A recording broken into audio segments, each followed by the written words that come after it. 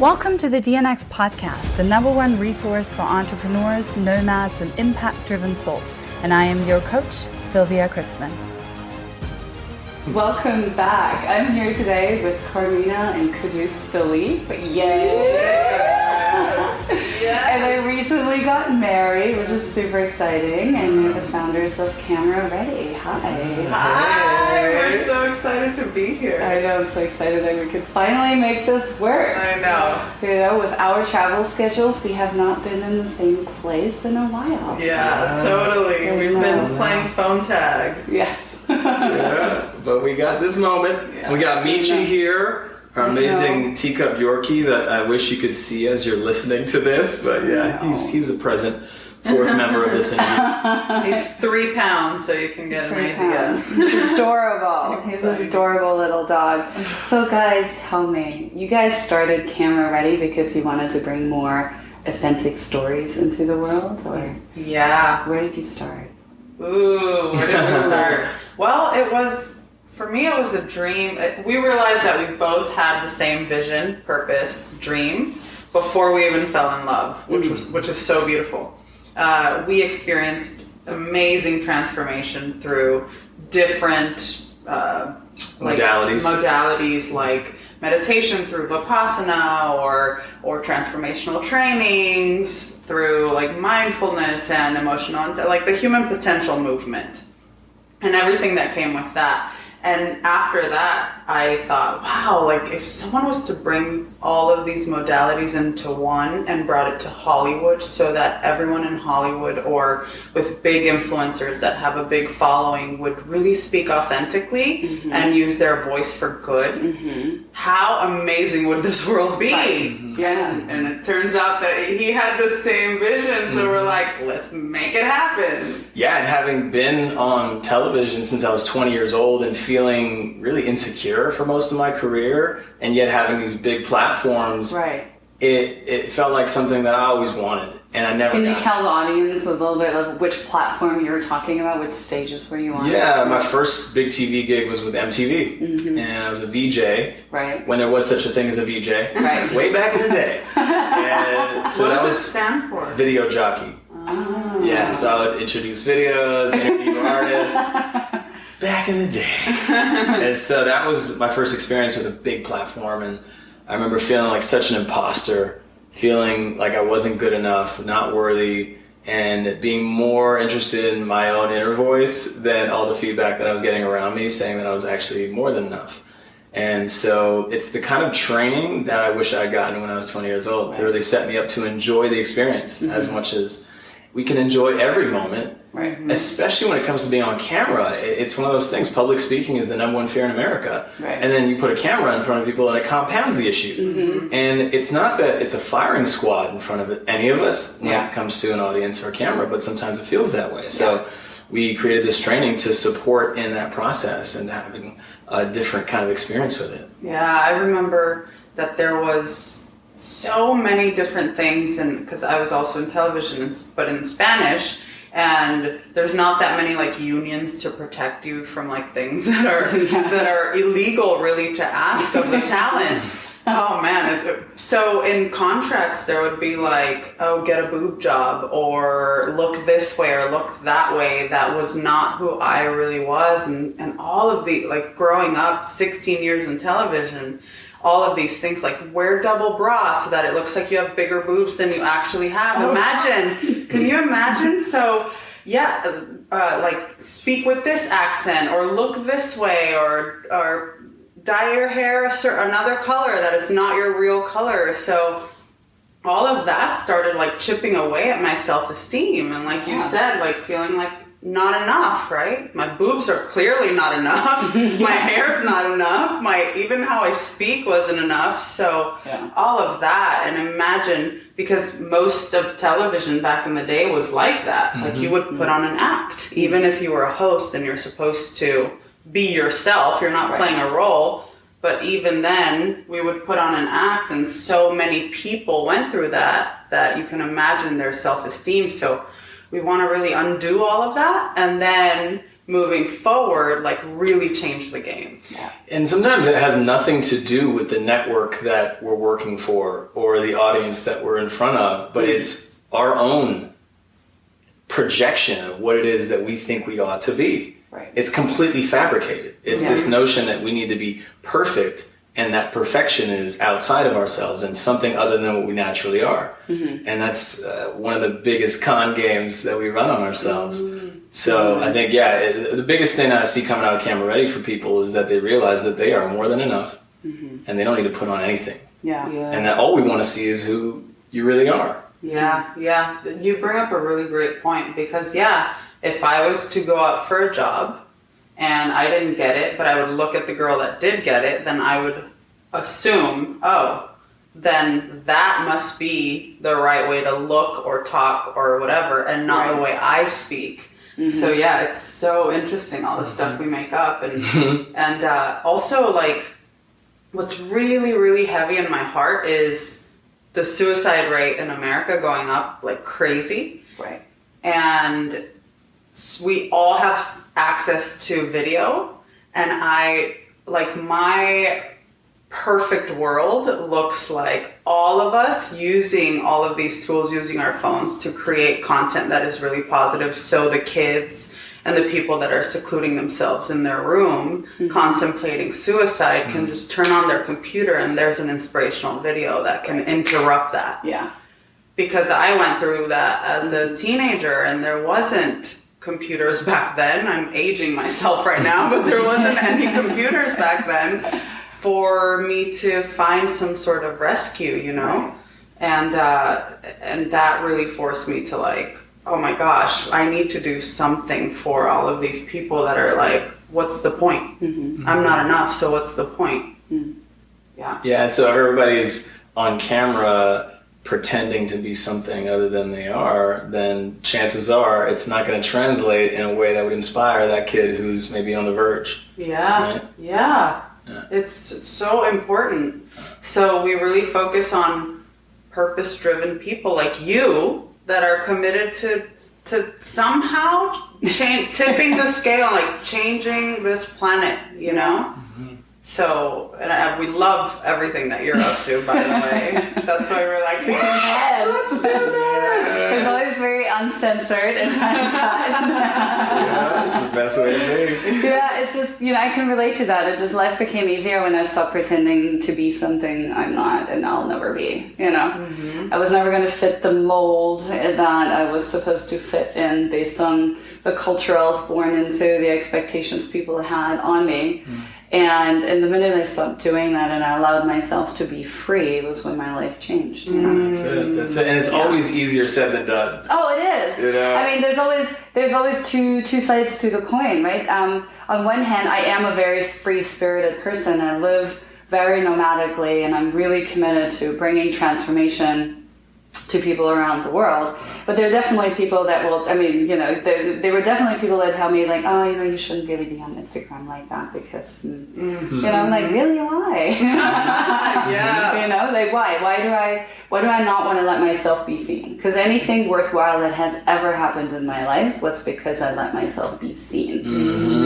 Not because I had the perfect resume and because I had the perfect outfit, shoes, or bag, but because I let myself be seen. That's it. We even have an exercise called the Be Seen exercise. Which we won't tell you about.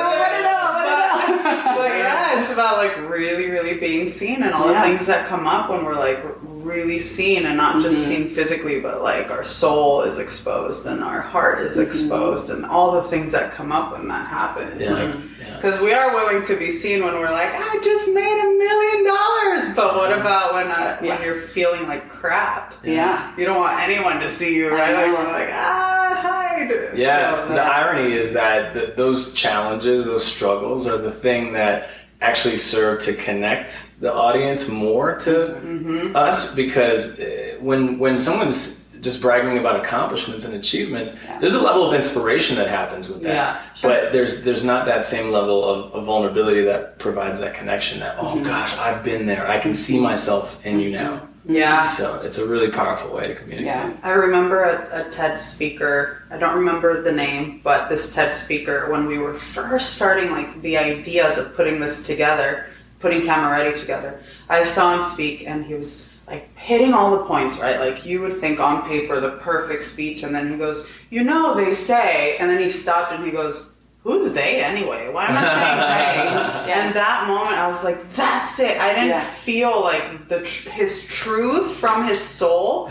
until that little tiny moment. And I was like, I want a lot of that. I want people to be speaking from that place. And like that really moved me. I probably didn't listen to anything else he said but that moment. So that's like the juice. It's like the nectar that's like right at the marrow, right? Yeah, and then there's a distinction within that, because then there's also people who are aware of it, know that vulnerability is the key, and then script their vulnerability, and then aren't all the way alive with that vulnerability. So we've had people who occur in what they're saying as vulnerable, but then it's like it's not something that's really pulsating with that sort of I'm really feeling this, I'm with this, present to it, and real about it in the sense that it's not something that has been so well meditated and presented. It's like presentational vulnerability is like distinct from the vulnerability we're talking about. Like cry at minute 3. Yes,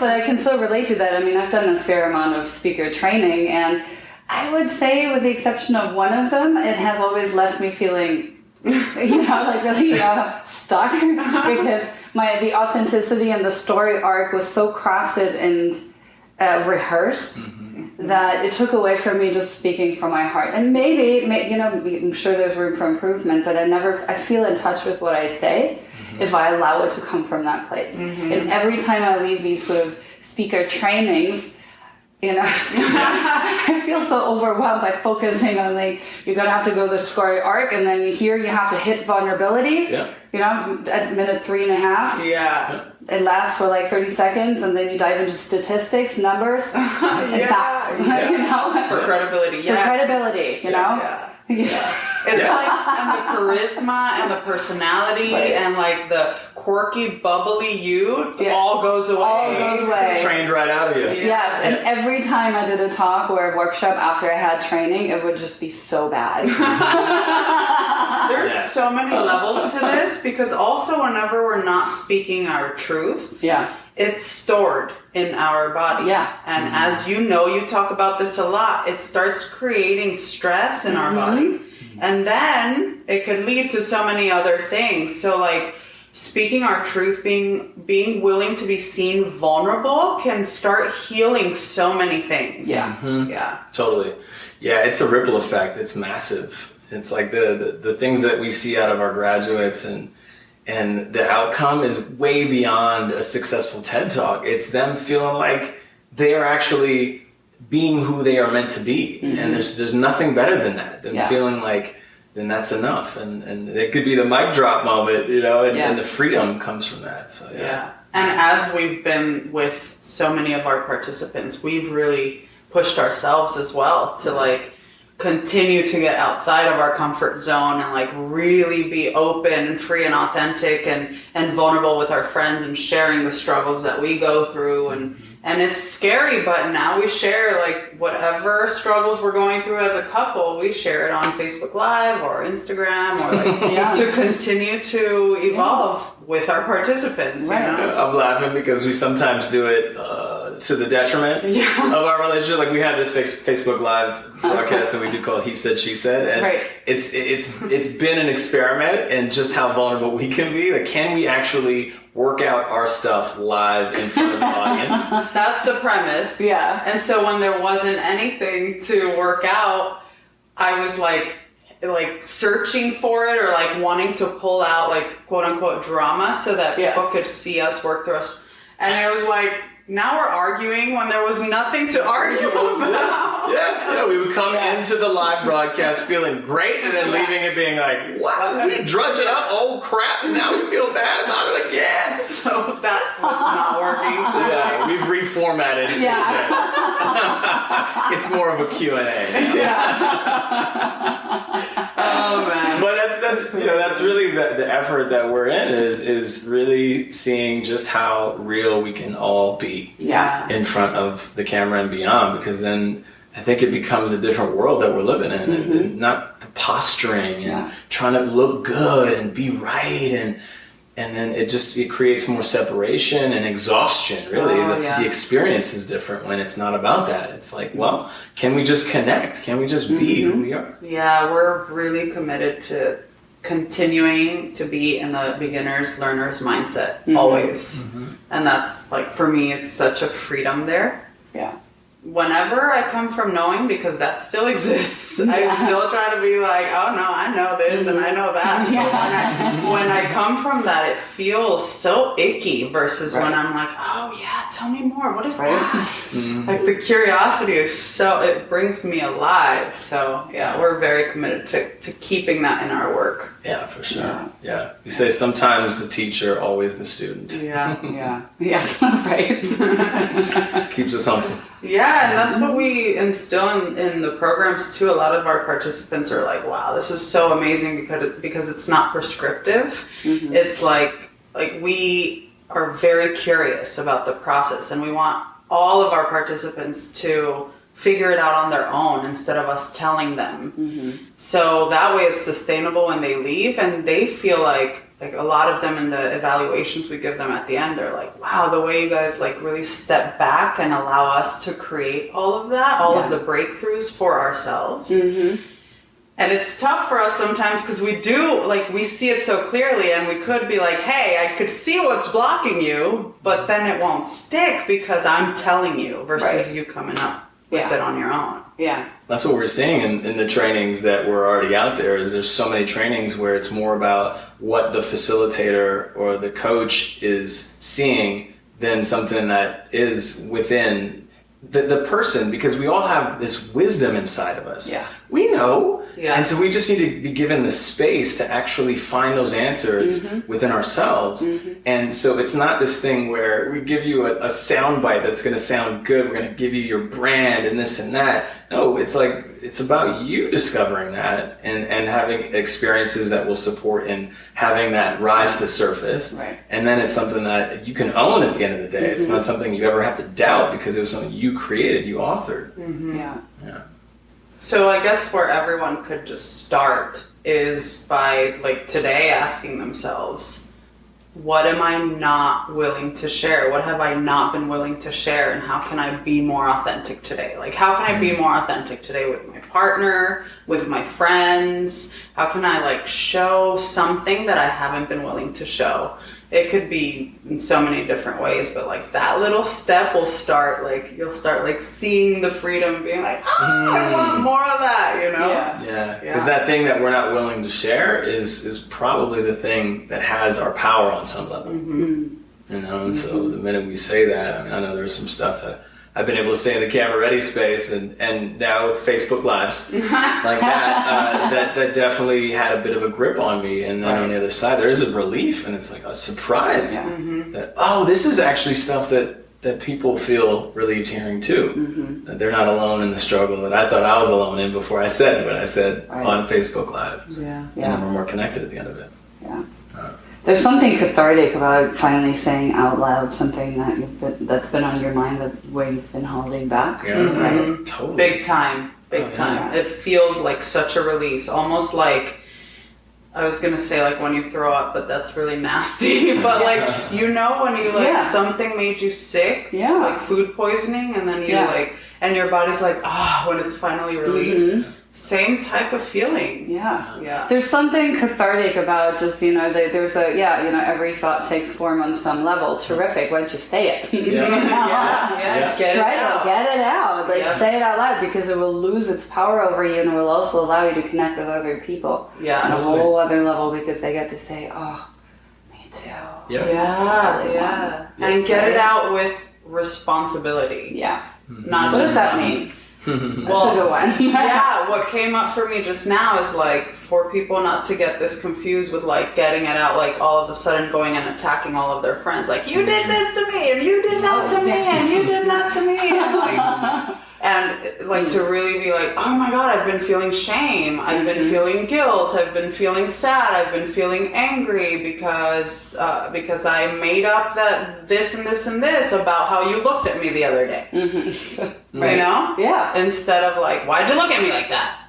Because most of the time we're just making up stuff. So like, be willing to share the things vulnerably, but with responsibility. Like we believe that we're creating everything, every moment, no matter what. Even when we're victims of something horrible, we believe that we are creating it. So, in like, expressing freely, but with responsibility of like what I can take account for, like how I created this, and start getting all of that out. Yeah, and if that doesn't resonate, that notion of victimhood because I created it, then at the very least there's looking at the word responsible as a way to respond to what happened. So let's say I was abused as a child and I was so young and small and I don't know how I brought it on myself that my father abused me.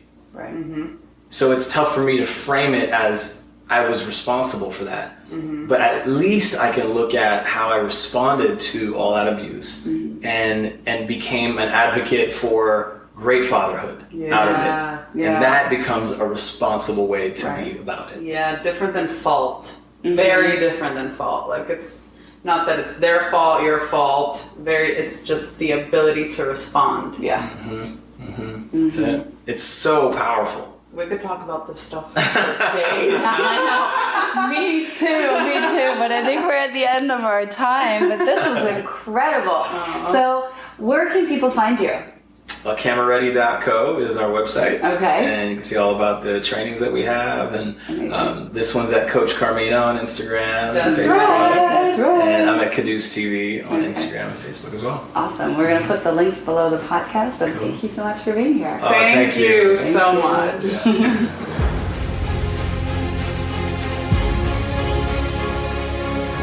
Thank you so much for tuning in and listening. I hope you enjoyed it. Before I leave you, I want to invite you into my world.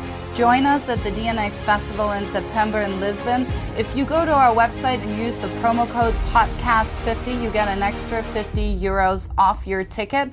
And subscribe to this channel and leave us a review if you can. We will review these frequently, and you can leave us a question that we will answer live online. Until next time.